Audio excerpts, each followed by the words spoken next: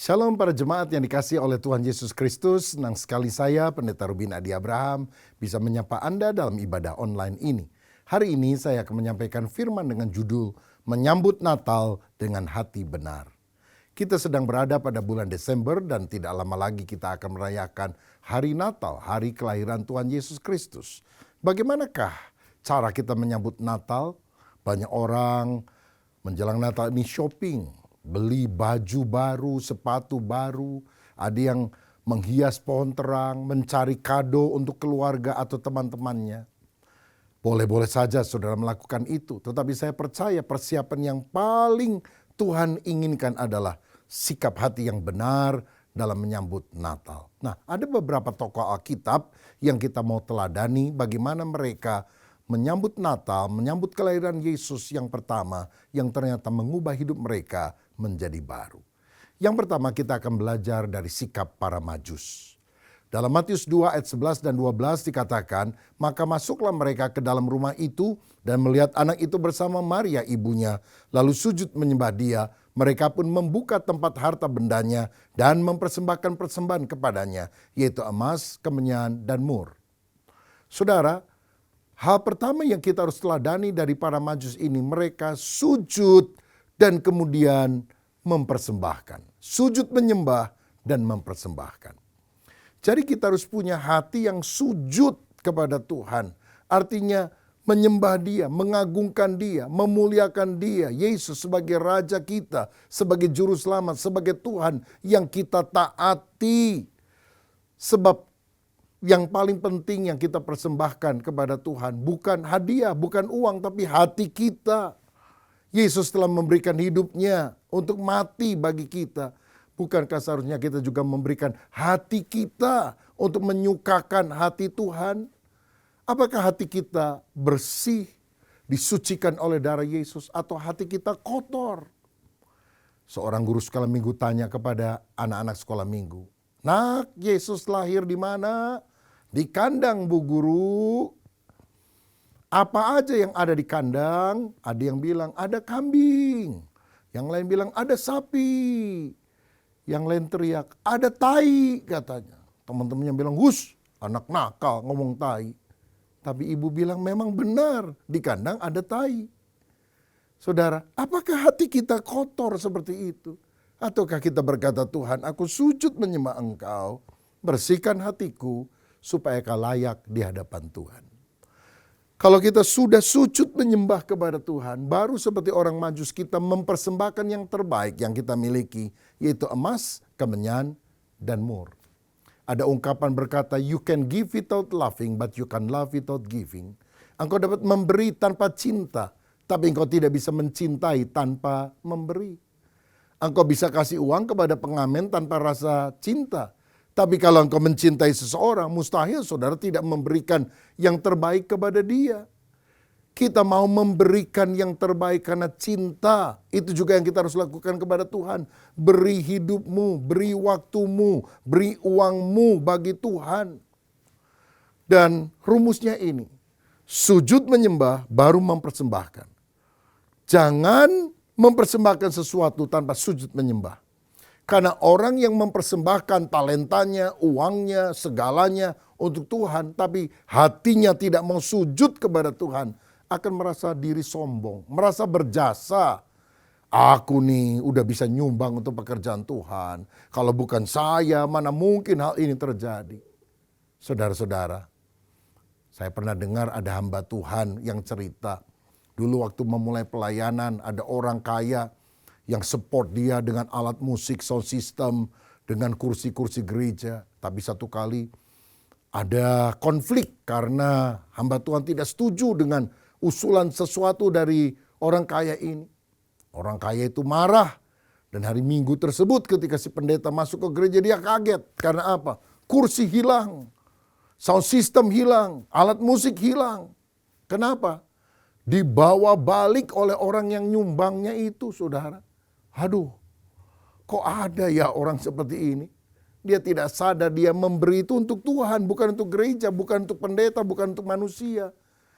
Inilah sikap orang yang ingin mempersembahkan tanpa sujud dulu di bawah kaki Tuhan.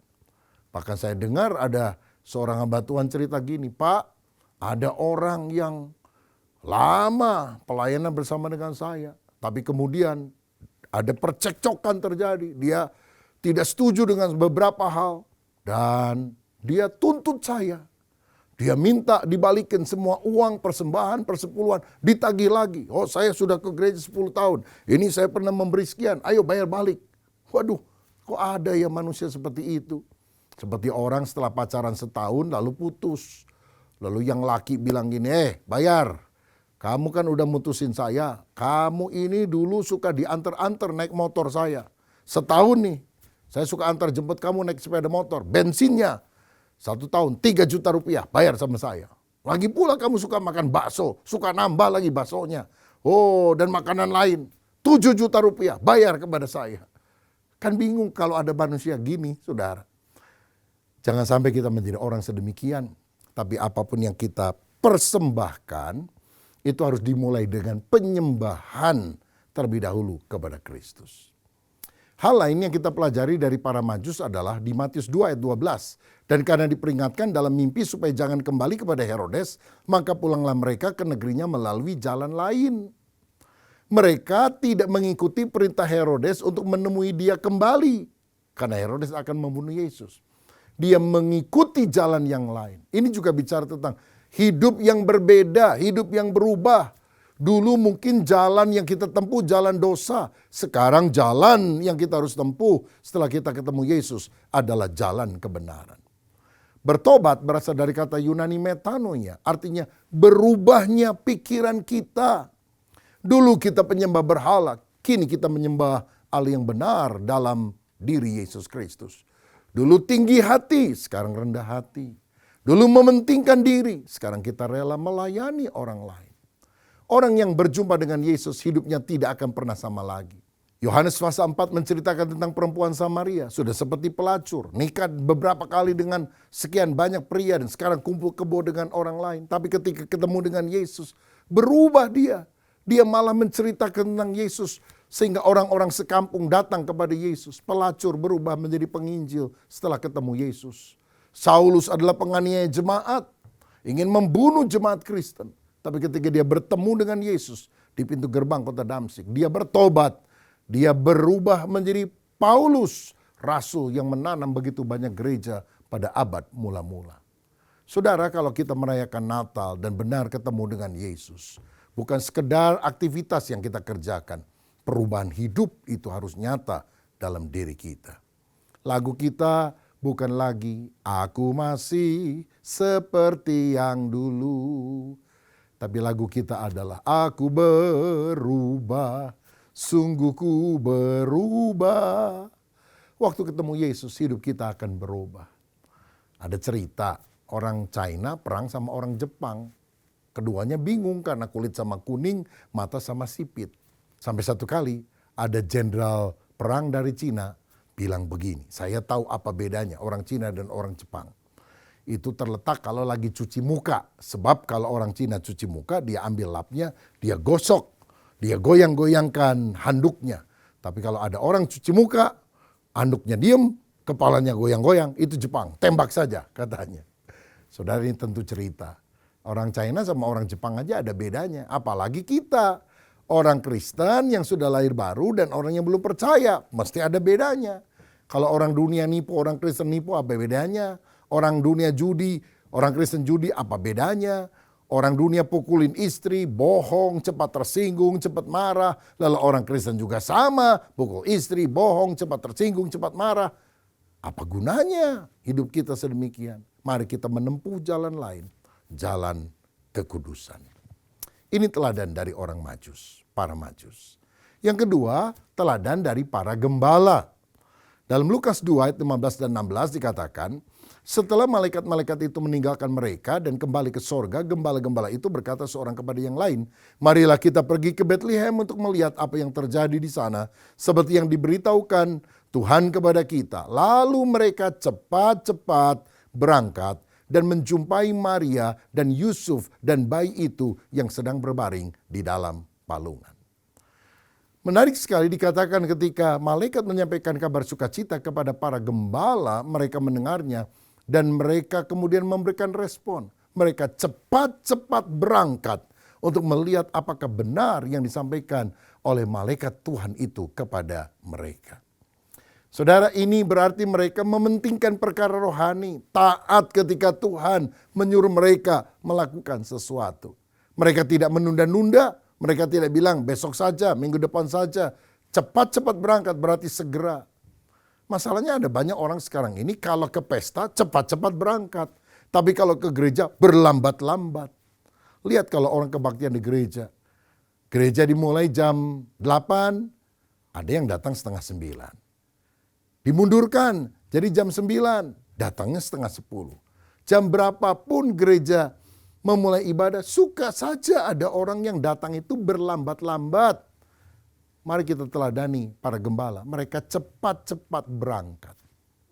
Saudara, kita ini jangan jadi Kristen pedati yang kalau didorong-dorong baru maju. Jangan jadi Kristen merpati. Kalau ada jagung, waduh, merpatinya datang. Kalau ada berkat, datang dia. Tapi mari kita jadi Kristen sejati yang ingin membangun relasi yang baik dengan Tuhan. Kalau saudara tahu, tiap pagi jam 5 di YouTube GBI Battle dan juga hari Sabtu jam 6 di YouTube GBI Battle ada doa pagi. Ayo cepat-cepat bangun supaya kita bisa mengikutinya, memuji menyembah Tuhan, mendengarkan renungan firman. Juga kalau hari Minggu saudara bisa datang ke gereja secara langsung, on-site. Karena dalam Mazmur 122 ayat 1, Daud pernah berkata, aku bersuka cita ketika dikatakan orang kepadaku, mari kita pergi ke rumah Tuhan. Kenapa Daud disebut orang yang hatinya berkenan kepada Tuhan?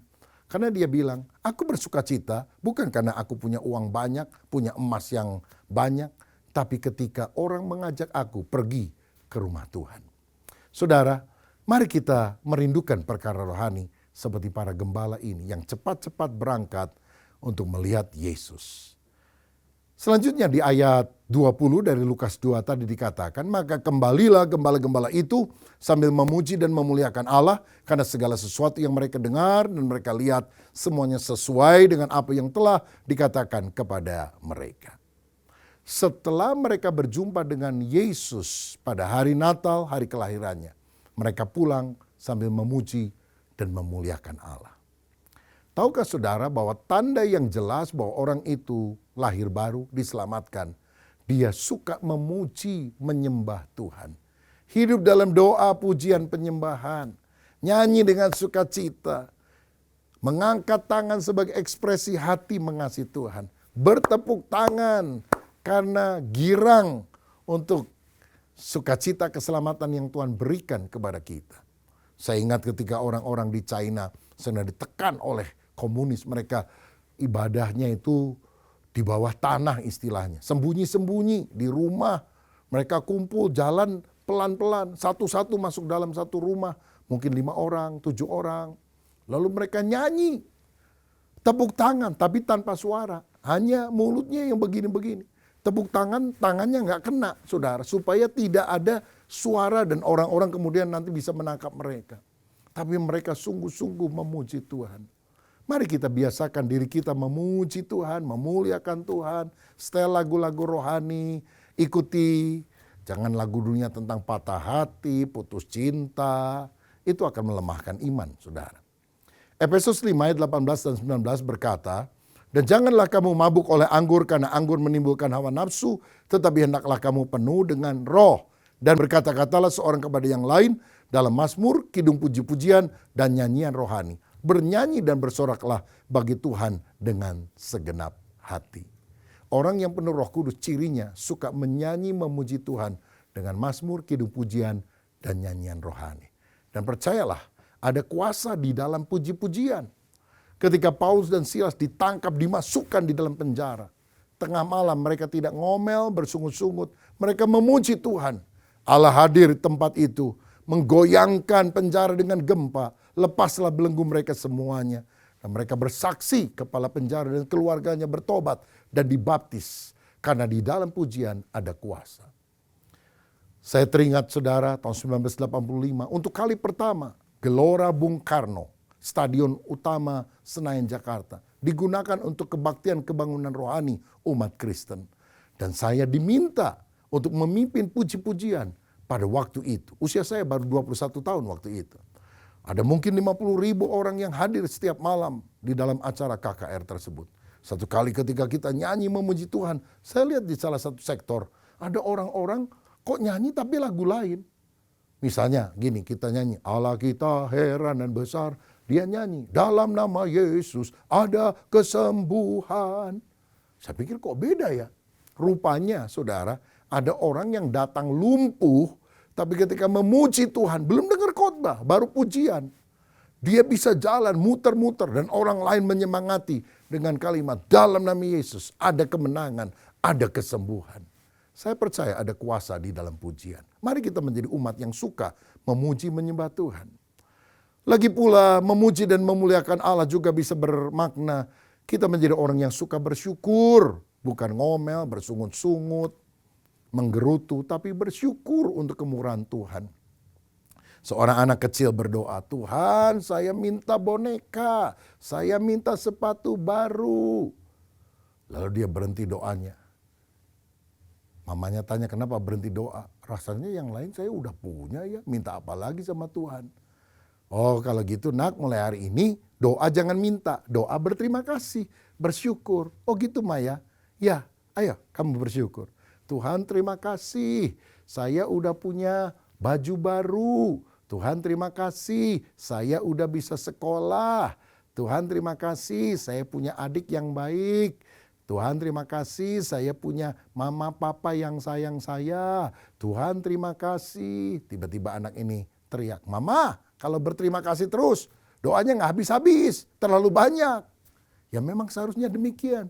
Doa bukan cuma minta, tapi bersyukur tidak habis-habis dalam kehidupan. Mari kita belajar mengucap syukur dan melihat kehidupan ini bukan dari kacamata negatif, tapi dari kacamata positif. Ada seorang ibu yang selalu ngomel tiap hari dalam hidupnya. Karena dia punya 2 orang anak.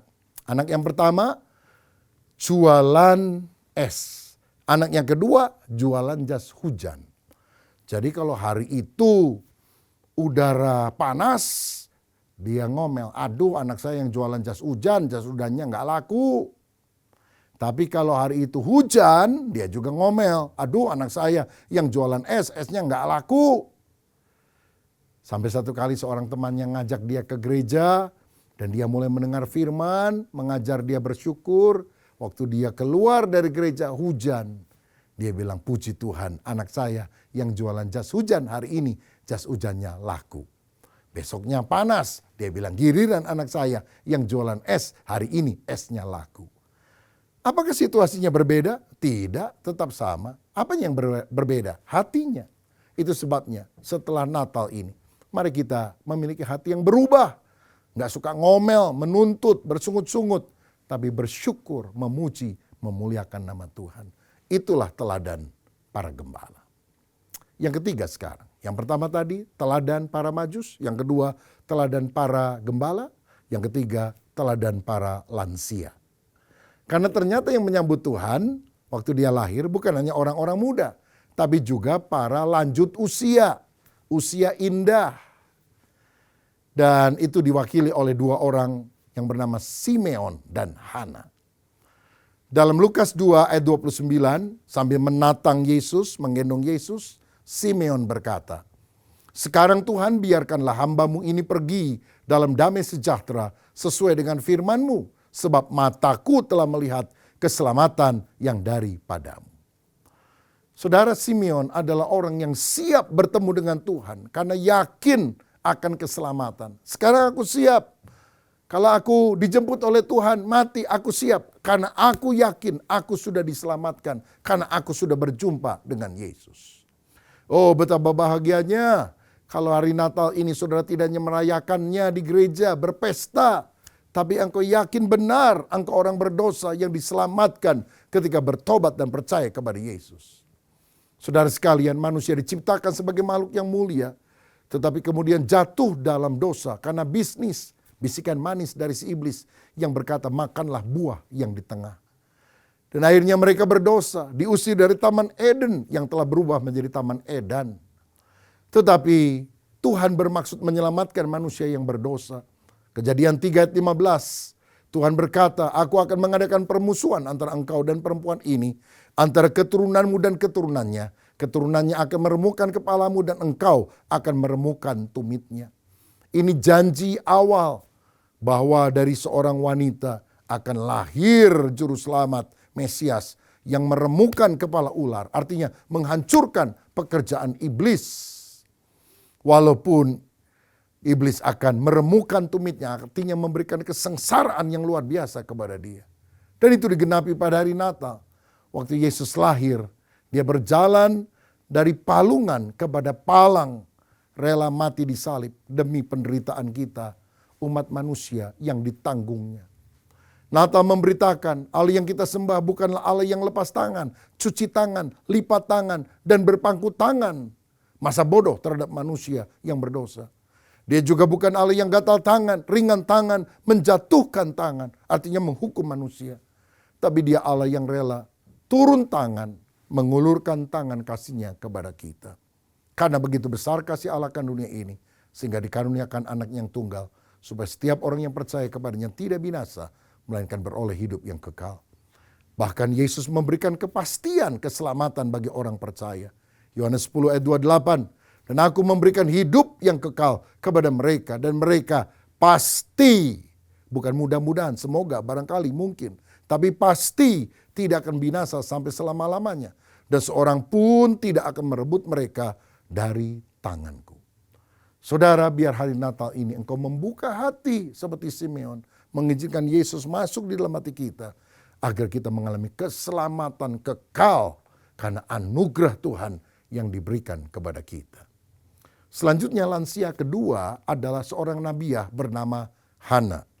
Dan dalam Lukas 2 ayat 38 dicatat begini, dan ketika itu juga datanglah ia ke situ dan mengucap syukur kepada Allah dan berbicara tentang anak itu kepada semua orang yang menantikan kelepasan untuk Yerusalem. Hana berbicara tentang Yesus kepada semua orang yang merindukan keselamatan dan kelepasan. Artinya Hana bersaksi. Dia bercerita tentang Yesus yang adalah Mesias, yang diurapi, yaitu penebus yang dijanjikan untuk menyelamatkan semua orang yang berdosa. Oh, betapa Natal mengubah kehidupan. Sehingga kita menjadi orang yang suka bersaksi, bercerita tentang Yesus. Jangan suka jelek-jelekin orang, tapi mari kita mengagungkan Yesus, itu jauh lebih indah.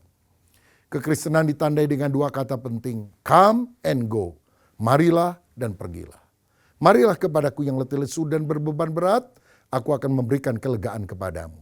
Tapi setelah kita diselamatkan, Tuhan berkata, go, pergilah, jadikanlah semua bangsa muridku. Inilah amanat agung dari Yesus yang harus kita beritakan. Injil bukan untuk kalangan kita sendiri. Injil buat setiap manusia yang percaya. Apalagi Tuhan yang sudah datang pada hari Natal akan segera datang kembali. Peperangan di mana-mana sedang terjadi dan ini adalah tanda bahwa tidak lama lagi Tuhan akan segera datang. Pemanasan bumi secara global membuat kita sadar cuaca ekstrim menunjukkan bumi sudah tua. Tidak lama lagi Tuhan akan segera datang. Tapi dalam Matius 24 ayat 14 dikatakan, dan Injil kerajaan akan diberitakan menjadi kesaksian bagi semua bangsa, baru setelah itu tiba kesudahannya. Ada hal yang harus kita lakukan untuk mempercepat hari kedatangan Tuhan, yaitu memberitakan Injil kerajaan. Mari kita bercerita tentang Yesus, bersaksi supaya banyak orang diselamatkan. Ada seorang dokter muda yang baru praktek di sebuah kampung. Dia menanti pasien di kliniknya, sepi, nggak ada yang datang. Sampai menjelang sore baru seorang kampung datang, sakit, diobati. Dan si pasien merasa badannya lebih enak. Dan dia bilang, aduh dokter maaf ya saya nggak punya duit ini. Saya kasih buah pisang aja ya buat dokter. Dokter bilang, aduh ini baru penglaris nggak punya duit lagi. Dia bilang dalam hati. Tapi dia bilang, udahlah Pak nggak usah bayar apa-apa. bayarnya cuma gini aja. Bapak kan sakit, datang sama saya obati. Bapak kan enakan dan saya percaya Bapak akan sembuh. Iya, tolong ceritakan kepada semua teman kampungmu bahwa kalau kamu sakit datang ke saya. Nanti saya obati supaya sembuh. Oh cuma gitu bayarannya Pak? Iya, ceritakan saja. Oh kalau gitu gampang. Sejak itu dia cerita kepada teman-temannya seluruh kampung. Kalau sakit datang sama dokter itu. Dokternya pinter, dokternya baik. Dan gratis lagi saudara katanya. Dan sejak itu si dokter ini kebanjiran pasien saudara. Saya mau bilang Yesus adalah dokter di atas segala dokter. Dia bisa menyembuhkan penyakit kita yang paling berbahaya. DOSA. Dosa yang membuat kita akan mengalami maut, binasa sampai selama-lamanya. Dan kalau kita sudah percaya kepada Yesus, apa yang Yesus minta daripada kita? Ceritakan saja kepada orang lain. Pergilah, jadikan semua bangsa muridku. Beritakan Injil kepada mereka. Saudara, Natal akan berarti kalau kita tidak menyimpan kabar baik bagi diri kita sendiri saja, tapi kita juga menceritakan tentang Yesus kepada keluarga, kepada teman-teman kita. Bagaimana cara kita menyambut Natal? Miliki sikap hati yang benar, seperti para majus, para gembala, dan para lansia. Maukah saudara hari ini berkata, Tuhan, bereskan hatiku supaya aku menyambut Natal dengan baik, sehingga aku mengalami perubahan hidup yang radikal setelah aku berjumpa Yesus yang lahir pada hari Natal. Mari kita berdoa. Tuhan, terima kasih buat kebenaran firman-Mu. Biarlah firman-Mu mengubah hidup kami menjadi baru. Kami mau menyambut Natal dengan sukacita. Bukan hanya dengan gegap gempita pesta. Tapi hati kami dipersembahkan kepada Tuhan. Sujud kepadamu. Menyembah Engkau. Menempuh jalan hidup lain. Jalan kehidupan orang benar. Kami juga mau tertarik pada perkara rohani. Cepat-cepat datang kepada Tuhan. Kami juga ingin memuji dan memuliakan nama Tuhan. Meyakini keselamatan yang ada dalam Kristus. Dan kami bersaksi kepada semua orang tentang Engkau. Oh Tuhan, terima kasih. Biar firman-Mu ini bukan hanya kami dengar, tapi kami praktekkan dalam hidup kami. Berkat-Mu atas kami, dalam nama Yesus kami berdoa. Haleluya. Amin. Tuhan Yesus memberkati.